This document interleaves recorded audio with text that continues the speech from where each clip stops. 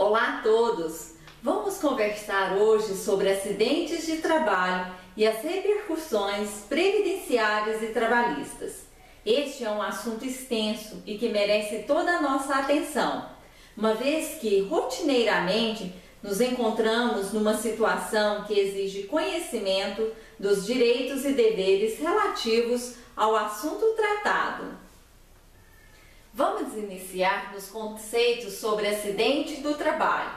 O que a lei define como acidente de trabalho é o que ocorre pelo exercício do trabalho a serviço da empresa ou pelo exercício do trabalho dos trabalhadores rurais em regime de economia familiar, denominados de segurados especiais, provocando lesão corporal ou perturbação funcional que cause a morte, perda ou redução, permanente ou temporária, da capacidade para o trabalho que consta no artigo 19 da Lei 8.213 de 1991, doravante denominada de Lei de Benefícios da Previdência Social.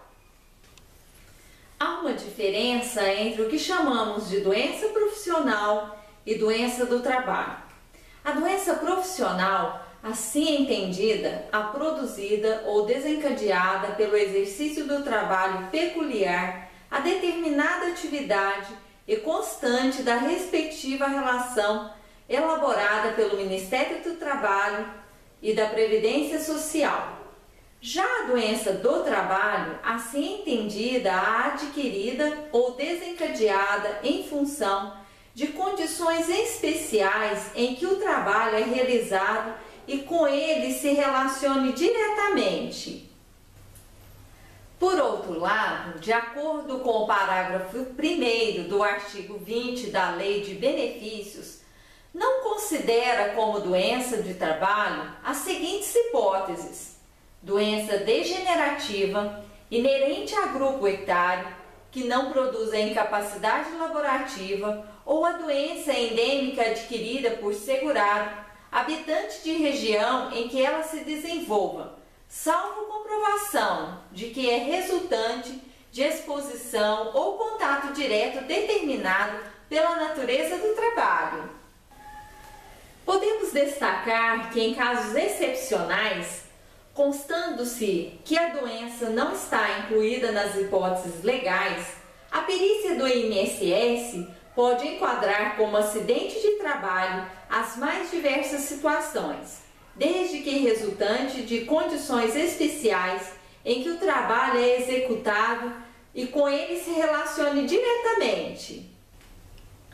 A lei equipara determinados infortúnios ao acidente de trabalho quando há algum tipo de ligação entre o evento e o exercício da atividade.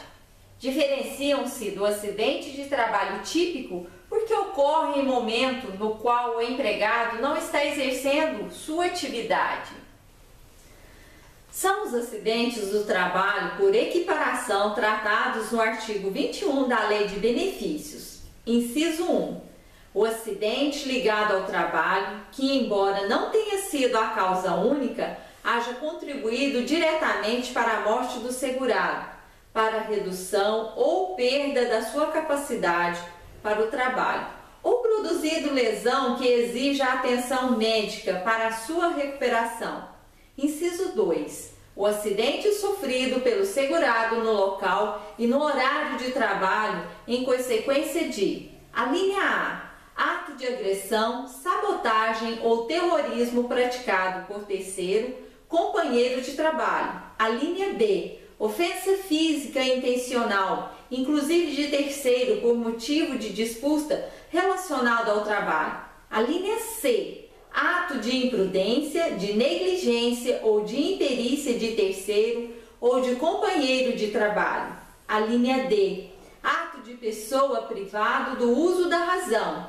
A linha E, desabamento, inundação, incêndio e outros casos fortuitos ou decorrentes de força maior. Inciso 3. A doença proveniente de contaminação acidental do empregado no exercício de sua atividade. Inciso 4. O o acidente sofrido pelo segurado, ainda que fora do local de horário de trabalho. A linha A, na execução de ordem ou na realização de serviço sob a autoridade da empresa. A linha B, na prestação espontânea de qualquer serviço à empresa para que lhe evite o prejuízo a proporcionar o proveito. A linha C, em viagem a serviço da empresa, inclusive para o estudo, quando for financiado por dentro de seus planos para melhor capacitação da mão de obra, independentemente do meio de locomoção utilizado, inclusive veículo de propriedade do segurado. A linha D, no percurso da residência para o local de trabalho ou deste para aquela, qualquer que seja o meio de locomoção, inclusive veículo de propriedade do segurado. Não é considerada a agravação ou complicação de acidente do trabalho a lesão que, resultante de acidente de outra origem, se associe ou se sobreponha às consequências do anterior, relacionadas no artigo 21 da Lei de Benefícios. Nos períodos destinados à refeição ou descanso, ou por ocasião da satisfação de outras necessidades fisiológicas no local de trabalho, ou durante este, o empregado é considerado no exercício do trabalho. Logo, qualquer evento que venha a ocorrer nesses períodos será considerado acidente de trabalho. Bem, trataremos agora dos deveres do empregador. Podemos considerar que, em relação aos acidentes de trabalho, cabe aos empregadores, de um modo geral, cumprir e fazer cumprir as normas de segurança e medicina do trabalho. Deve adotar as medidas que lhe sejam determinadas pelo órgão competente, bem como instruir os empregados quanto às precauções a tomar no sentido de evitar acidentes de trabalho e prevenir a ocorrência das doenças equiparadas na forma da legislação. O fiel cumprimento dos deveres do empregador exerce importante destaque na prevenção dos acidentes do trabalho e doenças ocupacionais. Quanto à prevenção contra acidentes de trabalho, é interessante observar que o meio ambiente do trabalho integra o meio ambiente comum a um todo e encontra proteção constitucional no artigo 200, inciso 8º, da Constituição Federal de 1988. Desta forma, a manutenção da segurança e higiene ambiental laboral merece a devida atenção por parte do empregador e do poder público, de forma a garantir a saúde, a dignidade e a própria vida do trabalhador. Neste sentido, o artigo 7º, inciso 22 da Constituição Federal de 1988, dispõe que os trabalhadores urbanos e rurais têm direitos à redução dos riscos inerentes ao trabalho, por meio de normas de saúde, higiene e segurança, regulamentando o dispositivo constitucional, a CLT, que é a consolidação das leis do trabalho, trata da matéria nos artigos 154 a 201, exigindo do empregador diversas condutas visando a prevenção e de modo a reduzir os riscos inerentes à atividade profissional desempenhada pelo trabalhador. Consta ainda no custeio do risco ambiental chamada contribuição para o seguro de acidentes do trabalho. Insere-se na previsão genérica do artigo 195, inciso 1, a linha A da Constituição de 1988. Trata-se de um acréscimo à contribuição patronal, que já é de 20% a título de custeio do seguro de acidente de trabalho. Bom, outro assunto importante deste estudo é a comunicação de acidente de trabalho, CAT, chamada popularmente de CAT. Assim consta no artigo 22 da Lei de Benefícios que a empresa deverá comunicar o acidente de trabalho à Previdência Social até o primeiro dia útil seguinte ao da ocorrência e, em caso de morte, de imediato. A autoridade competente, sob pena de multa variável entre o limite mínimo e o limite máximo do salário de contribuição, sucessivamente aumentada nas reincidências aplicada e cobrada pela Previdência Social. Considera-se como dia do acidente, no caso de doença profissional ou do trabalho, a data do início da incapacidade laborativa para o exercício da atividade habitual ou o dia da segregação compulsória ou o dia em que for realizado o diagnóstico, valendo para este efeito o que ocorrer primeiro. Considerando que é comum o empregador hesitar em emitir a CART, principalmente em razão do ônus que isso pode lhe representar à luz da legislação trabalhista e previdenciária, a Lei Federal número 11.430 de 2006 introduziu o artigo 21A na Lei de Benefícios, criando o nexo técnico epidemiológico previdenciário. Nesse sentido, esse instrumento vem auxiliando na constatação das incapacidades oriundas de acidentes de trabalho e das doenças ocupacionais, sendo decisivo na esfera administrativa e mesmo perante a Justiça do Trabalho, no sentido de delimitar a responsabilidade civil do empregador em face de dano causado ao trabalhador. Na responsabilidade civil do empregador decorrente de acidente de trabalho, bem como a doença profissional ou do trabalho, podem acarretar lesões de ordem material e moral, sendo devida a respectiva indenização pelo empregador, quando este se tem por violado o direito da personalidade do empregado. Ocorre, conforme mencionado, que o dano a ser reparado pode ter natureza patrimonial ou extrapatrimonial. O dano patrimonial é aquele de ordem material, referindo-se à violação de direitos de natureza puramente pecuniária do empregado. Entende-se como dano extrapatrimonial aquele de ordem moral que viola a honra, a dignidade, a intimidade, a imagem ou outros direitos da personalidade do trabalhador. A responsabilidade civil é a obrigação de responder pelas consequências decorrentes do ato ilícito praticado, reparando o prejuízo causado. Desta forma, ocorrendo dano de ordem moral ou material, presente o nexo de casualidade e dolo ou culpa do empregador, surge o dever de indenizar.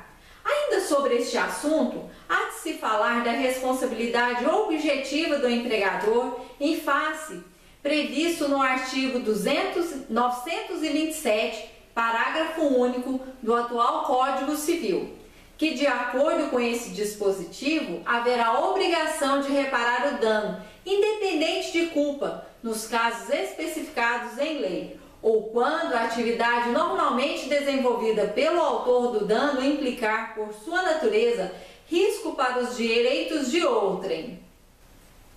Trataremos agora dos reflexos previdenciários do acidente do trabalho. A ocorrência de acidente do trabalho ou das doenças ocupacionais previstas na legislação acarreta consequências previdenciárias, como o direito à percepção de benefícios e serviços da Previdência Social, pelos segurados e dependentes, dentre outros. Importante destacar, entretanto, que o pagamento pela Previdência Social das prestações por acidente do trabalho não exclui a responsabilidade civil da empresa ou de outrem que hajam colaborado para o evento danoso. Com relação ao assunto, vejamos alguns benefícios: auxílio-doença, auxílio-acidente, aposentadoria por invalidez, pensão por morte decorrente de acidente do trabalho, reabilitação profissional em razão de acidente do trabalho.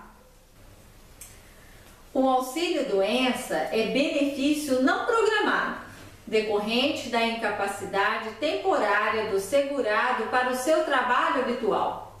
O risco coberto é a incapacidade para o trabalho, oriunda de doenças ou mesmo acidentes de trabalho de qualquer natureza. O auxílio-doença consiste numa renda mensal de 91% do salário de benefício, que é a média aritmética de 80% dos maiores salários de contribuição, corrigidos monetariamente, computados desde julho de 1994. O auxílio-doença somente será devido se a incapacidade for superior a 15 dias consecutivos. Isso ocorre porque compete ao empregador pagar o salário integral devido ao empregado dos primeiros 15 dias de afastamento. Entretanto, nota-se que tal situação não é extensiva aos empregados domésticos, cujos empregadores domésticos não têm a responsabilidades destes primeiros 15 dias, bem como aos contribuintes individuais, popularmente chamados de autônomos, e aos desempregados dentro do período de graça. Para estes, o requerimento pode ser feito de imediato, assim que ocorre a incapacidade. O segurado em gozo de auxílio-doença, insuscetível de recuperação para a sua atividade habitual, mas ainda não totalmente incapacitado, não será aposentado por invalidez. Antes deverá submeter-se ao processo de reabilitação profissional, nos termos da lei, para o exercício de outra atividade, não cessando o benefício até que seja dado como habilitado para o desempenho de nova atividade ou somente quando considerado pela perícia como não recuperável, aposentado por invalidez. O segurado empregado tem seu contrato suspenso durante o gozo do auxílio-doença e seu vínculo com o empregador se mantém, embora não haja pagamento de salários. Por norma coletiva ou regulamento de empresa, o empregador pode se comprometer a pagar eventual diferença entre benefício e o salário que recebia quando em atividade. O auxílio-doença pode ser de dois tipos, comum ou acidentário. Este último é derivado de acidentes de trabalho, incluindo doenças do trabalho ou profissionais. O primeiro, também chamado previdenciário ou comum, é concedido nas demais hipóteses, incluindo os acidentes de qualquer natureza não relacionados ao trabalho. O auxílio-doença acidentário sempre dispensará a carência contributiva inicial de 12 meses, enquanto que o comum somente nos casos previstos em lei. Somente o auxílio-doença acidentário gera estabilidade provisória ao empregado pelo prazo mínimo de 12 meses, e a competência para o julgamento das lides acidentárias é sempre da Justiça Comum dos Estados, conforme os respectivos artigos 118 e 129 da Lei de Benefícios. A Justiça do Trabalho vem reconhecendo o direito dos segurados empregados que tenham sido demitidos nesse período.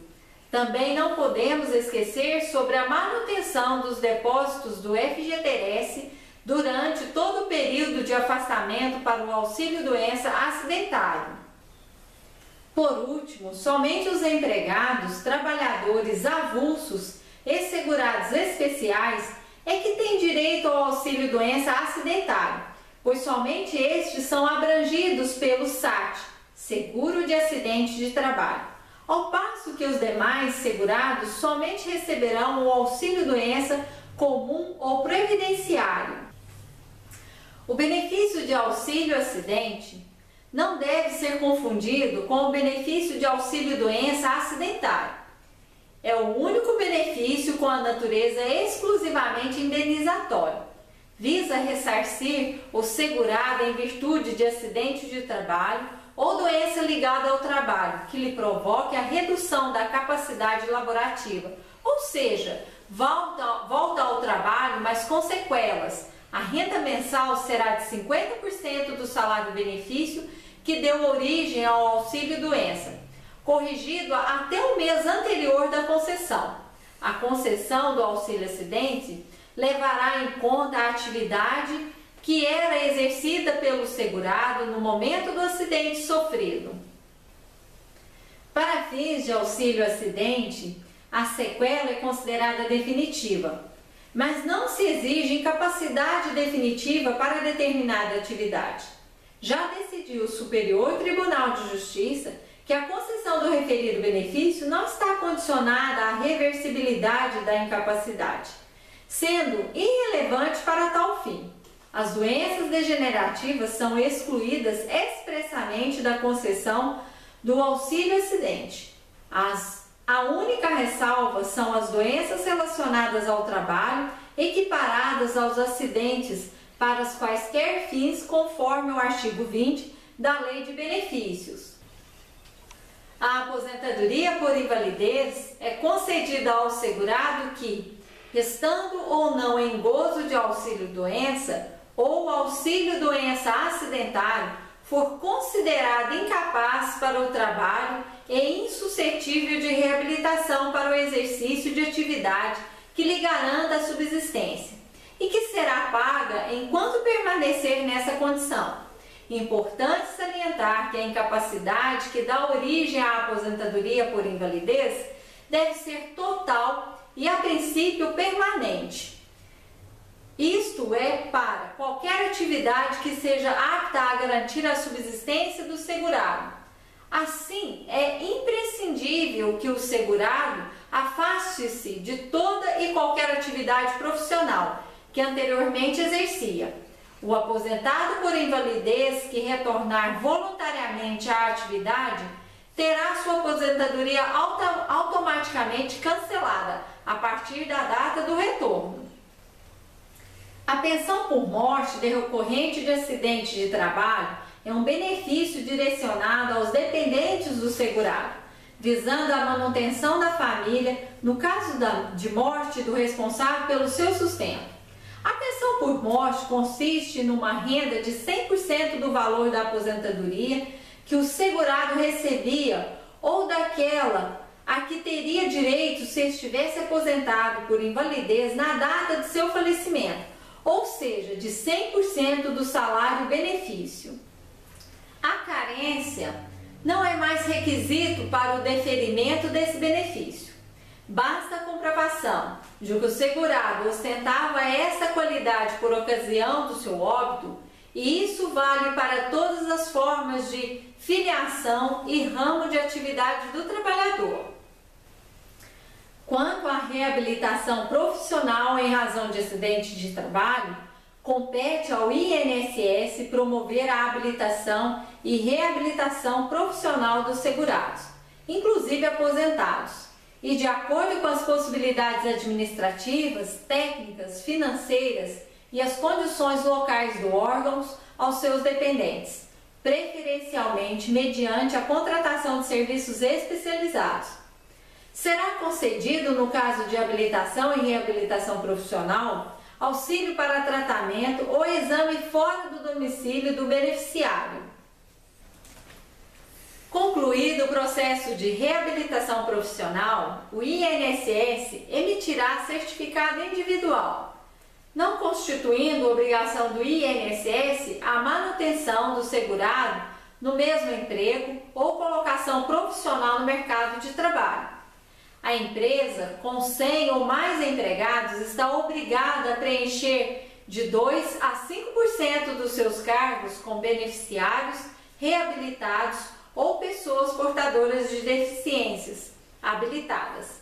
A dispensa de trabalhador reabilitado ou de deficiente habilitado ao final do contrato por prazo determinado de mais de 90 dias e a imotivada no contrato por prazo indeterminado só poderá ocorrer após a contratação de substituto de condição semelhante.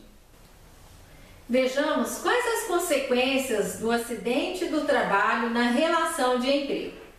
Há que se destacar a ação regressiva do INSS em face do empregador. O artigo 120 da Lei de Benefício prevê que, nos casos de negligência, quanto às normas padrões de segurança e higiene do trabalho, existe a possibilidade de o INSS propor ação regressiva contra os responsáveis para se restituir dos valores gastos nos benefícios pagos. Ora, o fato de a empresa contribuir solidariamente no financiamento do SAT não exclui sua responsabilidade previdenciária quando gerar benefícios pagos pela Previdência Social em razão da sua má conduta. E para finalizar, é certo que o acidente de trabalho gera uma série de repercussões na esfera trabalhista e previdenciária. Por isso é que se torna relevante o correto enquadramento da incapacidade do trabalhador devido às consequências que o benefício de índole acidentária pode gerar. O importante é que o trabalhador conheça seus direitos e deveres e que utilize as ferramentas disponíveis, seja pela via administrativa, seja pela via judicial.